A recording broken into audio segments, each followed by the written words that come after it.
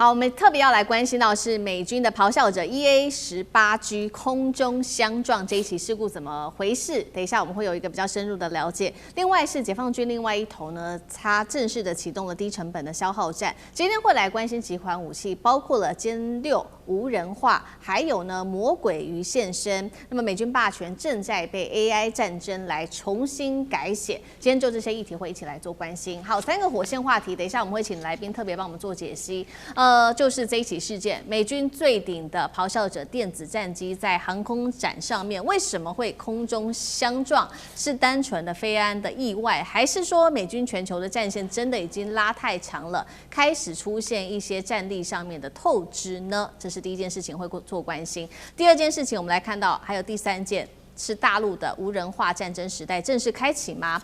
大量的發展它的 AI 的蜂群無人機、自殺無人機跟仿生潛航器。那麼美軍過去依賴的這些高科技武力優勢，還有高成本的武力優勢，是否被低成本戰爭快速的破解？那麼同樣來關心到是從俄烏戰爭，再到中東，再到台海。大陸正在改寫未來的戰爭規則，印太戰場接下來怎麼做發展？是無人化戰爭的時代了嗎？今天就這些議題會一起來做關心。好，我們要趕快來看到的是這個飛機相撞事件發生的地點就在美國的愛達荷州的航空展上面，2架美軍最先進的咆哮者電戰機在空中相撞之後還爆炸哦。所幸呢，最後4名機組人員成功的逃生，是沒有大礙的。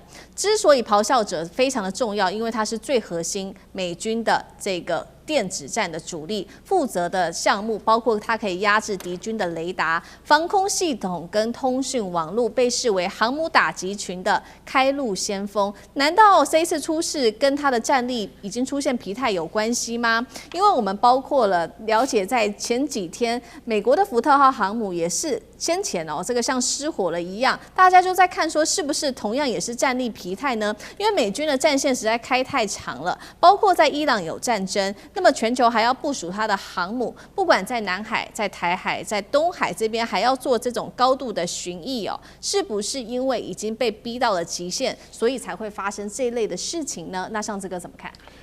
首先呢，這起咆哮者兩架戰機的部分，真的像初看到畫面，你會覺得怎麼回事？你覺得他們在做特技嗎？就兩個飛機基本上已經抱在一起，然後旋轉，然後就爆炸，然後幸好就4個彈跳出来。不過這個消息雖然其實引起國際當中自媒體很大的討論，但是我先講有個人完全不 care， 這個人叫川普啊。其實川普從北京回來之後呢，我為什麼這樣講？因為川普回來之後這幾天基本上幾乎每天都在發一些跟軍事有關的他的照片，而且不是合成照。什麼意思呢？就是說他一直去拍，他一直登了好幾張他在中國大陸跟習近平一起閱兵。就是看到中國大陸那個儀仗隊，因為實在太驚人，他事實上也稱讚了好幾次。但你覺得他這回來之後就一直在回味，所以好幾張，而且他還把他自己人穿軍服的年輕照片也都登出來。我覺得這個東西就會體現到說，現在這個美國的最高的這個總統領袖，他關心的此刻對於軍事可能有些觸動，因為美國現在最近都在講他們的這個電視上的評論都在講說赫克賽斯完蛋了，因為很可能川普未來就要美國也要搞一個這樣的儀仗隊，會弄死人啊。好，所以在這個情形之下的話，我們對比來看一下這種所謂對於軍紀、對於軍威當中的體現，它當然本質就是很深、非常嚴格的訓練。在我們看到這一次的這個航空展當中出現這樣子的意外，首先這咆哮者號對於美軍來說，雖然不是最厲害，但是已經算是頂尖應用的。不過我們首先先要講了哈，航空展當中的這些駕駛員，他不見得是職業軍人。那麼航空展之後出現的部分的飛機，它也不見得是那種英文講 fully equipped， 就是說全裝備的，所有在這裡頭，因為讓人匪夷所思。比如說這次這個新聞出現了之後，通常來講電子戰機它一定會有非常厲害的設備，如果按照原來的時候，包括防撞有很多的警示的這樣子的這種提醒。但你難以想象，雖然在這個愛達荷空軍基地的上空來講，大家可能飛來飛去，有一些可能協調上，可是你只要有靠近到一個驚人的地步，除非你手動把它關掉。所以呢，首先第一個部分，它不見得是這個現役軍人，你不見得能夠看得到他真的是所謂的現在的軍紀訓練的部分的問題。但是你就輕易的讓這樣，即使它的樣機吧，它就是類似這樣參展的表演機吧，在這樣的情形之下，你依舊還會發生這樣的錯誤。如果你真的是未來在調查當中，你甚至把它的主要是警戒系統關掉的時候，我認為這個東西其實還是體現出訓練問題。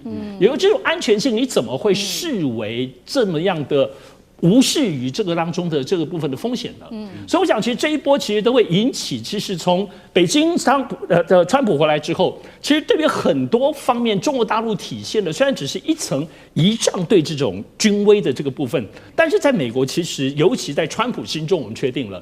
包括赫格塞斯，可能他的餘波盪漾，因為這過去可能不是美軍訓練的重點。過去美軍我們都知道，他有很多都是個人化的，其實一個小兵他也有些個人裁決的、決定的，在打仗當一些靈活性和機动性，這一點可能跟中國解放軍是不太一樣。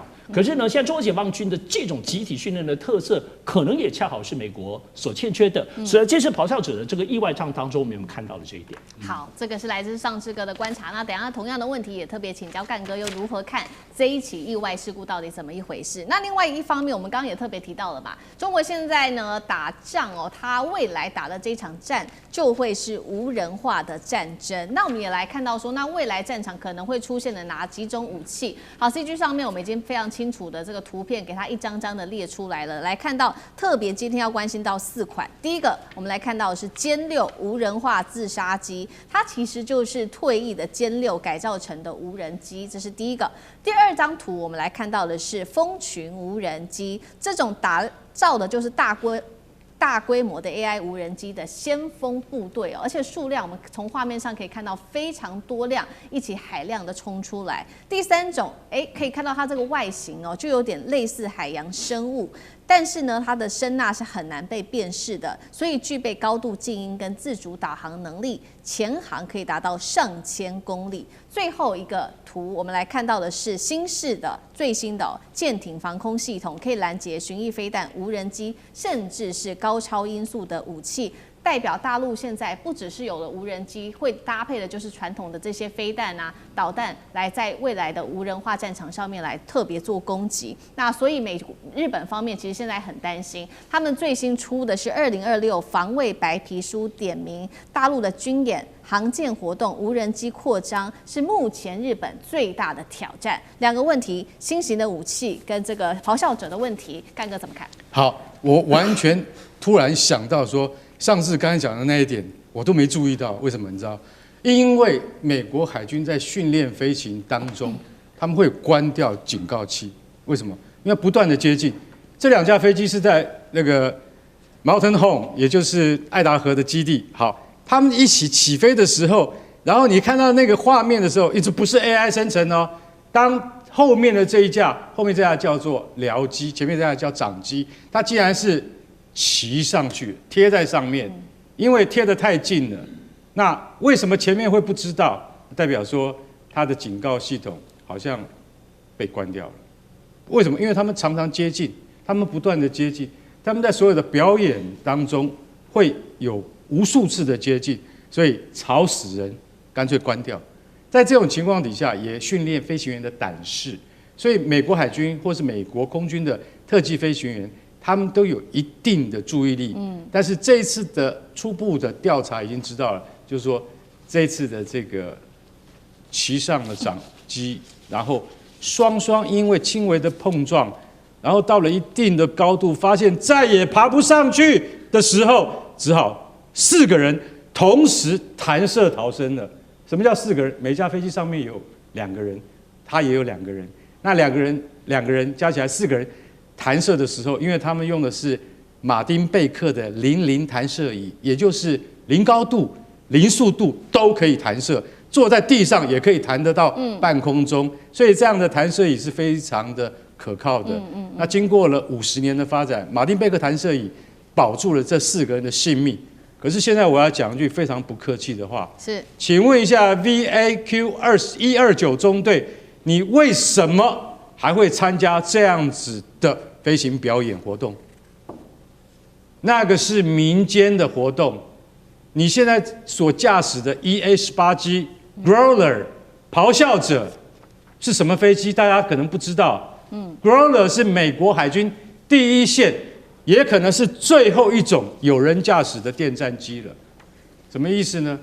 因為 EA-18G 是唯一沒有被美國海軍、沒有被五角大廈砍掉的現役的4代機。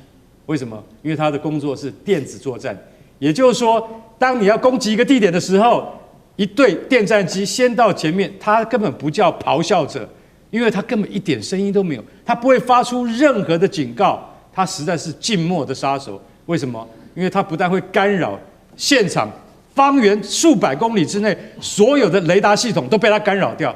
所以美國為什麼在多少次的突穿行動中，不管它是打伊拉克打哪裡，你就會發現說，前面的雷達系統完全沒有反應，就是被它干擾的。是，這種飛機很貴的，你怎麼拿去飛行表演？我對於飛行表演一向是深惡痛絕，因為這種東西只會損傷人命而已。好，這些事情我們已經看到了，標準的人為疏失造成的。美國海軍，你還要再繼續這樣下去嗎？你已經沒有太多飛機了，為什麼？因為 F-18的產線準備要關閉了，將來都只有把金錢放在 F-35上面。所以像這樣子優秀的電戰機，怎麼可以拿去當做電戰飛行的那個飛行表演的工具呢？好在人沒有死，但是我問你，這個飛機一架多少錢？大家知道嗎？6700萬美金，那是換算成人民幣是多少？所以大家就想，只有美國啊，像這樣子的國家才會幹出這樣的蠢事。我們再來看，現在解放軍的這4種無人的那個戰爭機器，殲6，好，我們現在第一個講殲6，不過我不客氣的批評，殲6無人機是不如他想象中那麼厲害。也就是說，可能在台灣的面對台灣的沿海部署了500架，對不對？那種殲6的無人機，這都是用無線電遙控的。用無線電遙控的東西通常是不可靠的，所以說像這樣的無人機它很大，為什麼？因為它就是從米格19改過來的。那米格19是在米格系列之中是在蘇聯提供給盟邦的飛機裡面是最不好用、最讓人討厭的飛機。不過中國空軍那時候因為還沒有到米格21的突破，所以米格19造了4000架，所以現在拿來當無人機，正好用。為什麼？他們退役很久了。是，但這種用無線電遙控的無人機的性能，絕對比不上現在的大疆無人機。OK， 好，那再來看群蜂無人機，就是我現在講的大疆的，這才是真正的 AI 的，這才是用 AI 的整個軟體去開發出來的先鋒的那個無人機部隊，它的成本低，而且它的協調。米格19、殲6，它怎麼樣協調？沒有辦法協調，它就單純的指令就去了，然後有去就是無回。可是這些群蜂無人機的話，它就有共同的 AI 指令可以去發布，所以這個才是以後攻台的時候最重要的利器。再來，我們看仿生魔鬼魚的潛航器，這個畫面你可以看起來很像什麼？很像福鴻，對，就是福鴻，它的外形就是仿照那個福鴻所這個改造而來的。那它呢，絕對不是一個人出去，它會有10幾艘一起出去，因為體積很小，它就可以避開聲納。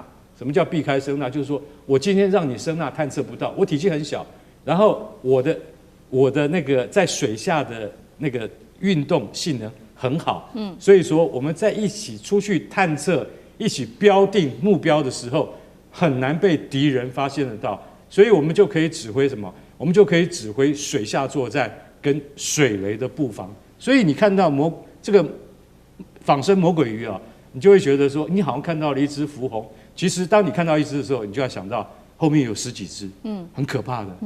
像這樣子的東西，其實老實講一句，它很快就會變成什麼？也是由 AI 來導控的水下作戰能力。這個才是我們要注意的。那最後一樣是最可怕的，新式艦艇防空系統，這個叫做終端防空系統，其實很像美國的 SPY-6，也就是什麼？也就是神盾防空系統，只是大陸沒有，就是說我們現在解放軍沒有明白講，這個就是中國版的 SPY-6，是什麼意思？你知道嗎？就是終端防空系統，也就是說它是介於紅旗9跟1130近迫武器系統之間的那一塊，因為紅旗9是高空，1130近迫系統是近海，但是中間的空域常常沒有填補。那現在這個系統就是用來填補它的。所以這個系統老實講一句，它還具備抗電磁干擾的能力。這個系統服役以後，解放軍海軍才會真的彌補它缺少的那一塊。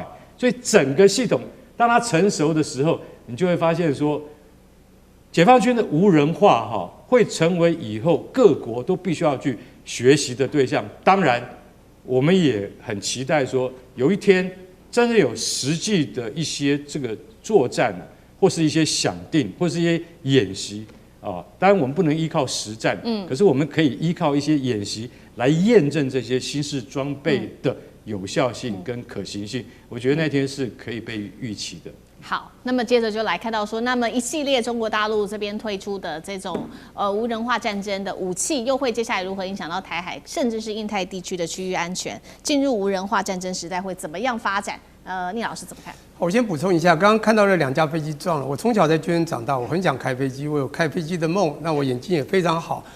當我以前分數考太高，就國防醫學院。好 ，anyway， 重點是我膽子也很大，可是人家跟我說，你去了以後，你只要做危險駕駛，你馬上就不能飛了。所以我講膽識可以，但是不能做危險駕駛，也就是他膽識太大。我要講的是另外一面，就是美國的人或者太散。你剛剛講到那個戰，不是說他拉太長，我覺得他拉太深，而且弄太久，他的已經真的叫戰力疲憊。還有人，你剛看去年啊，这川普為了他的生日，請問一下，這個6月10號做了什麼東西？在美國軍演，他的軍演你有發覺這個他們是用散步的，好像有人說這是美國的習慣，就是美國就比較自由，但是我跟你講就不嚴謹，那就是為什麼呢？他到了習近平那邊看到軍操這麼棒，他就開始把以前的軍服穿起來。因為他以前在紐約軍事學校的時候，他在20歲的時候，他做過軍操的一隊，他還在第5大道收費，你知道嗎？這是一個非常聰明的人，但是他已經散掉了，所以才會發覺不嚴謹、太散就會出現美國現在的狀況。那我先講第2個，就是各位想一下無人機這個世界啊，在去年已經1年哦。去年當大疆無人機量產到全世界都看到各種模型都做出來的時候，美國有嚇到。在尼克森總統1960年代的時候，記住哈，當時的俄國是全球航太第一的，美國根本追不上。可是尼克森總統真的大肆破例的弄了拉薩，就喊出我們要做航天計劃，有沒有贏了俄國啊？但現在呢，那個赫克塞斯在戰爭部之前叫國防部，還沒轉戰爭部之前還是國防部長的時候，在五角大廈於是拿了無人機跟大家講說，我們美國要開始發展無人機計劃。美國很有魄力哦，的確有發展，但是跟中國不能學，而且他現在是學中國的，是趕不上中國了。所以我講為什麼會趕不上，答案很簡單。其實我們講我們的中國大陸對岸其實做了非常多很深入，而且很早就 foresight 看到未來深入的基金的計劃，也就是對科技的大基金的投入。2014年投入了1000多億，2019年2000多億，2023、24，當美國又質押的時候，他投入了更多的金錢。他打 AI、打5G、打半導體、打晶片，請問中國做到了什麼？現在看到的無人計劃全部出現。最重要的，這個科技提升了2個，第一個一 C 2 Q， 成本低。量大，那當然你當品到全世界，它很內卷啊，這沒辦法。第3個還有重要叫 quality 高，質啊，這個 Q 最重要。而這個呢是有 AI backup 的，有 AI support， 這更厲害。也就是你現在所講的，不管是蜂群無人機等等，是最叫做 AI 蜂群無人機。包括你看，巴基斯坦會打過印度，當時用的標風，用殲10，為什麼呢？它因為有 AI 的配套，當然還有它的這霹靂15。我要講的是，因為你的 AI 介入，你就會發現你什麼都變了。因為中國，你不要說晶片被克制，但是成熟製程全部真的遍地開花的 AI，在中國到處都是。我必須講一下。我們都在講嘛 ，AI 是我們的未來。你懂 AI 就有未來。一個國家也是這樣，你有了充分開發 AI、發展 AI、充分運用 AI， 這個國家軍事實力也好，航太人也好，一定往上。現在中國只缺最先進製程，比如台積電或者美國在3納米以下的所有東西更精密的東西。當那個是最終極戰，但是在其他的，他們現在很多這種量器，比如晶片堆疊，也已經達到他們很多的效果。我要講的最後一個答案就是非常重要，因為思敏問到無人機的這個改變戰場，當然現在可以看到所有東西他們都無人化，這個是非常聰明的。包括我剛剛講個 J6，雖然它是以前進不了第5代這個戰機的，它一定要淘汰，也不能浪費啊。中國聰明到這樣，把這種舊戰機沒有用置入 AI， 讓它一樣活起來，而且用 AI 去打。我跟你講。這個是一個非常聰明的做法，因此啊，你看到大疆的量產，看到美國想學，你就知道整個世界已經變了。好，謝謝聶老師。那我們休息一下，馬上回來。地緣政治、內中之爭、戰略價值、強權崛起。小國生存。現在與未來，洞悉事件走向。